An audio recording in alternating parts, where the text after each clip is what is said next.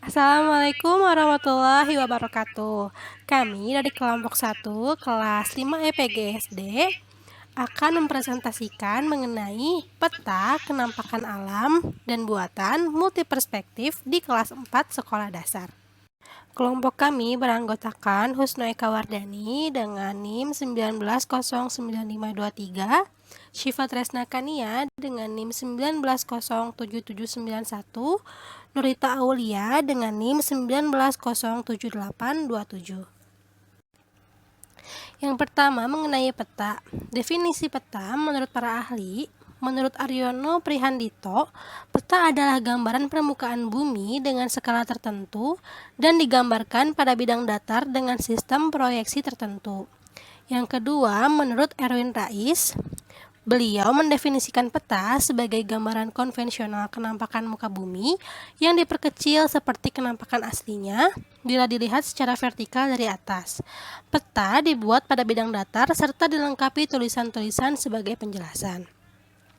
Lalu yang ketiga, menurut ICA atau Internal Cartographic Association, ICA mendefinisikan peta sebagai suatu representasi atau gambaran unsur-unsur kenampakan abstrak dari permukaan bumi yang ada kaitannya dengan permukaan bumi atau benda-benda angkasa dan umumnya digambarkan pada bidang datar secara diperkecil atau diskalakan. Yang keempat, menurut Sutarjo Sorju Sumarmi, beliau mendefinisikan peta sebagai lukisan dengan tinta dari seluruh atau sebagian permukaan bumi yang diperkecil dengan perbandingan ukuran yang disebut skala atau kadar. Lalu yang kelima, dari Badan Informasi Geospasial, peta adalah wahana untuk menyimpan dan penyajian data kondisi sebuah lingkungan yang dapat difungsikan bagi perencana dan pengambil keputusan dalam peningkatan pembangunan. Dari beberapa definisi di atas, dapat disimpulkan bahwa peta adalah penampakan permukaan bumi yang digambarkan pada bidang datar yang berisikan komponen-komponen sebagai penunjang untuk memberi informasi. Selanjutnya, ciri-ciri peta berdasarkan jenisnya. Ada peta umum dan peta khusus, sedangkan berdasarkan ukurannya ada skala besar, skala sedang, dan skala kecil. Selanjutnya, mengenai pengertian dari peta umum, yaitu peta yang menggambarkan permukaan bumi sesungguhnya. Contohnya seperti peta dunia, peta Indonesia, atau peta Provinsi Jawa Barat. Selanjutnya, peta khusus, yaitu peta yang menggambarkan salah satu atau beberapa aspek dari kenampakan permukaan bumi secara spesifik. Contohnya, peta penggunaan lahan dan peta curah hujan. Selanjutnya, peta skala besar, yaitu peta yang memiliki skala mulai dari 1:5000 sampai 1:250.000. Contohnya seperti peta gambar di samping memiliki skala 1:50.000. Peta yang selanjutnya yaitu peta skala sedang yang memiliki skala 1:250.000 sampai skala 1:500.000. Contohnya seperti gambar di samping yang memiliki skala 1:500.000. Selanjutnya peta skala kecil, yaitu peta yang memiliki skala lebih dari 1:500.000. Contohnya seperti gambar peta di samping memiliki skala 1:1.750.000. Selanjutnya mengenai pemanfaatan peta. Nah, pemanfaatan peta ini dapat dilihat dari fungsi serta tujuan peta itu sendiri dibuat, antara lain sebagai berikut. Yang pertama, menunjukkan informasi tentang posisi atau lokasi suatu wilayah di muka bumi. Yang kedua, menggambarkan kondisi fisik dan non-fisik suatu daerah. Yang ketiga, memperlihatkan ukuran, luas daerah, dan jarak di permukaan bumi. Yang keempat, menyajikan data tentang potensi suatu wilayah. Dan yang kelima, sebagai alat bantu dalam penelitian lapangan, operasi militer, perencanaan wilayah, dan banyak lagi. Selanjutnya, mengenai menganalisis dan membuat peta. Menganalisis peta dapat dilaksanakan dengan memperhatikan komponen-komponen peta antara lain sebagai berikut. Yang pertama, judul peta. Judul peta ditulis di bagian atas peta. pada umumnya ditulis dengan huruf besar. Judul peta berfungsi memberikan kejelasan isi peta. Yang kedua, skala. Skala adalah perbandingan jarak pada peta dengan keadaan yang sebenarnya. Yang ketiga, simbol. Simbol peta adalah bentuk atau tanda yang melambangkan penjelasan tertentu pada peta. Simbol digunakan untuk mewakili objek tertentu. Simbol dalam peta dapat berbentuk simbol titik, garis, dan warna. Yang keempat, keterangan atau legenda. Keterangan atau legenda ini adalah kumpulan beberapa simbol yang digunakan pada peta. Keterangan atau legenda berada pada bagian yang kosong. Legenda harus dipahami oleh pembaca peta.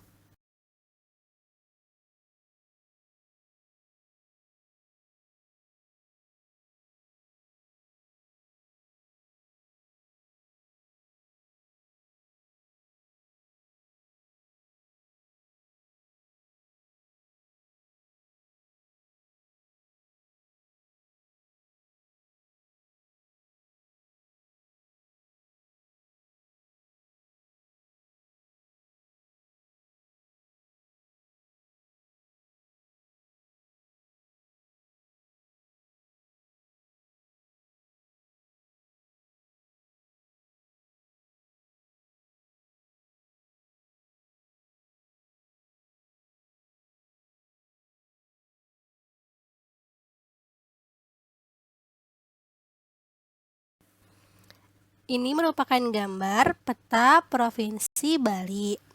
Mari kita analisis. Yang pertama, terdapat judul di bagian atas peta dengan huruf kapital, yaitu Provinsi Bali. Selanjutnya, ada skala yang berlokasi di bawah peta dan di atas bagian legenda yang tertulis sebesar 1:175.000. Selanjutnya ada simbol pada peta yang diberi tanda merah, itu merupakan wisata pantai. Dan simbol-simbol lainnya akan terletak di bagian legenda. Selanjutnya ada legenda yang terletak di bagian bawah peta. Legenda tersebut berisikan keterangan mengenai simbol-simbol yang terdapat di dalam peta.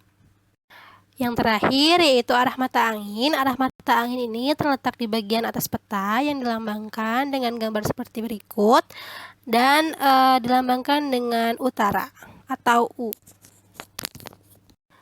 Selanjutnya, membuat peta. Terdapat 7 prinsip pokok dalam pembuatan peta menurut D. Indrawati pada tahun 2019, antara lain sebagai berikut. Yang pertama, menentukan terlebih dahulu daerah yang akan dipetakan. Yang kedua, membuat peta dasar, yaitu peta yang belum diberi simbol. Yang ketiga, mencari dan mengklasifikasikan data sesuai dengan kebutuhan pembuatan peta. Yang keempat, membuat simbol-simbol mempresentasikan data. Yang kelima, menempatkan simbol pada peta dasar. Dan yang keenam, membuat legenda atau keterangan. Nah, selanjutnya dapat mengaplikasikan cara pembuatan peta tersebut. Dengan cara yang pertama itu kita membuat dulu garis kotak-kotaknya agar lebih mudah. Lalu selanjutnya menentukan daerah mana yang akan dipetakan dan membuat peta dasar, yaitu peta yang belum diberi simbol. Selanjutnya dapat mengikuti langkah-langkah dalam prinsip pembuatan peta. Selanjutnya, keragaman sosial dan budaya Indonesia berdasarkan kenampakan alam dan buatan. Kenampakan alam merupakan segala sesuatu yang ada di alam dan terbentuk oleh peristiwa alam. Kenampakan alam yang dapat dilihat adalah yang ada di permukaan bumi. Kenampakan alam tersebut mempengaruhi segi kehidupan masyarakat setempat yang bergantung pada keadaan alam dan sumber daya di lingkungannya.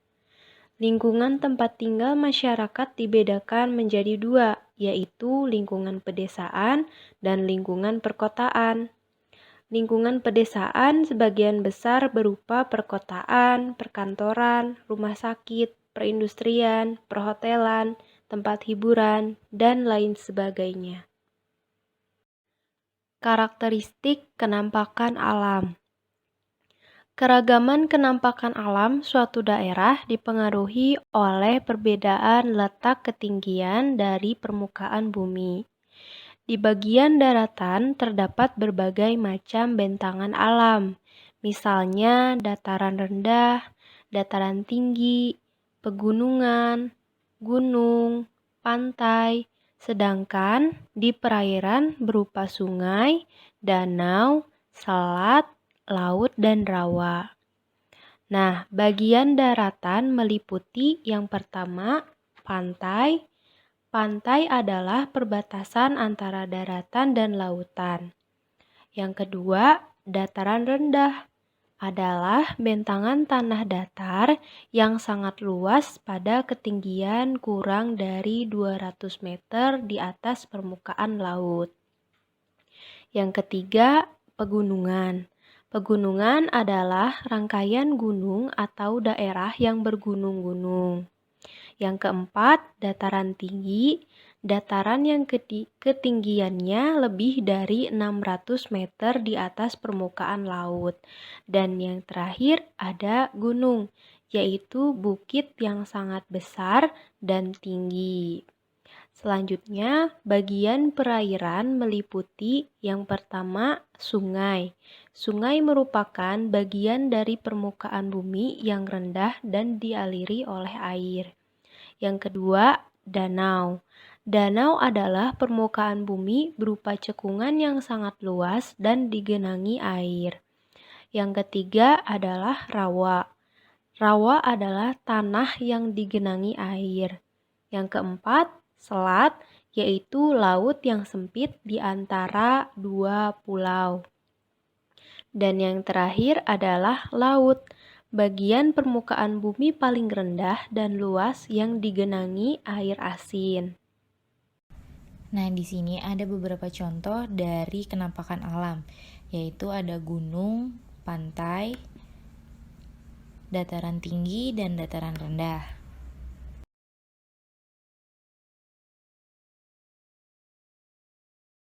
Selanjutnya, karakteristik kenampakan alam buatan. Kenampakan alam buatan adalah daerah yang sengaja diciptakan untuk memberi kemudahan yang menunjang kepentingan hidup manusia. Kenampakan buatan meliputi waduk atau bendungan, kawasan industri, permukiman, perkebunan, dan sarana transportasi. Yang pertama, waduk atau bendungan. Waduk atau bendungan merupakan kenampakan alam buatan yang diciptakan manusia dengan cara membendung aliran sungai. Yang kedua, kawasan industri. Dikatakan sebagai kawasan industri karena merupakan daerah yang digunakan khusus untuk kegiatan industri. Yang ketiga, permukiman. Dibangunnya kenampakan buatan berupa permukiman karena dapat memberikan manfaat. Yang keempat, perkebunan merupakan daerah hutan yang sengaja dibuat oleh manusia untuk dimanfaatkan hasilnya. Yang kelima, sarana transportasi.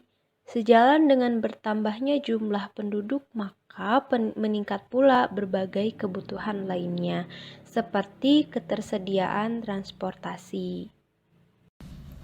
Nah, contoh kenampakan buatan di sini ada waduk dan bendungan. Selanjutnya, hubungan kenampakan alam dengan keragaman sosial. Kenampakan alam di negara kita Indonesia bermacam-macam. Akibatnya, tempat tinggal penduduk bermacam-macam pula. Ada penduduk yang tinggal di pantai, di sekitar sungai dan waduk. Ada pula penduduk yang tinggal di daerah dataran rendah, dataran tinggi, dan pegunungan. Keadaan alam tersebut mempengaruhi segi kehidupan masyarakat setempat. Kehidupan mereka sangat bergantung pada keadaan alam dan sumber daya di lingkungannya. Pada umumnya, mereka sangat bergantung pada keadaan alam dan sumber daya di lingkungan. Pada umumnya, lingkungan tempat tinggal masyarakat dibedakan menjadi dua, yaitu lingkungan pedesaan dan lingkungan perkotaan. Nah, lingkungan pedesaan sebagian besar berupa lahan pertanian, perikanan, atau peternakan. Warga masyarakat pedesaan pada umumnya memiliki pekerjaan yang sejenis, yaitu sebagai petani, nelayan, atau peternak. Mereka sering dan senang bekerja sama, tolong-menolong, dan gotong royong dalam menyelesaikan pekerjaan. Sumber daya alam yang ada di sekitarnya dimanfaatkan untuk memilih kebutuhan hidupnya. Bentuk kerjasama yang lain misalnya kerja bakti, membersihkan tempat ibadah, jalan, dan selokan. Gotong royong mendirikan rumah, membantu orang yang punya hajat, membesuk tetangga yang sakit, atau sebagainya. Mereka yang tinggal di pedesaan, mereka sangat erat dan masih memegang teguh adat istiadat. Masyarakat pedesaan sering melakukan berbagai kegiatan adat istiadat. Lalu lingkungan perkotaan. Sebagian besar berupa pertokoan, perkantoran, rumah sakit, perindustrian, perhotelan, tempat hiburan, dan sebagainya. Pada umumnya, masyarakat perkotaan terdiri atas berbagai suku bangsa. Mereka memiliki pekerjaan yang beragam, antara lain berdagang, pengusaha, karyawan, dan jasa seperti dokter, notaris, sopir, dan salon. Warga masyarakat perkotaan sangat sibuk dengan pekerjaannya masing-masing. Ikatan kerabatan mereka pun tidak begitu erat, adat istiadatnya pun sudah banyak ditinggalkan.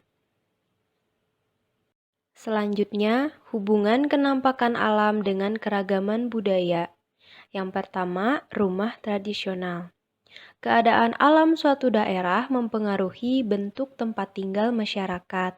Bentuk rumah tradisional sebagian besar disesuaikan dengan keadaan alam setempat. Misalnya, rumah yang berbentuk panggung di Kalimantan. Bentuk rumah adat ini ditunjukkan untuk menghindari serangan binatang buas. Oleh karena wilayah Kalimantan masih berupa hutan, sehingga binatang buas masih bebas berkeliaran. Bahan baku rumahnya pun sangat tergantung dengan keadaan wilayah setempat.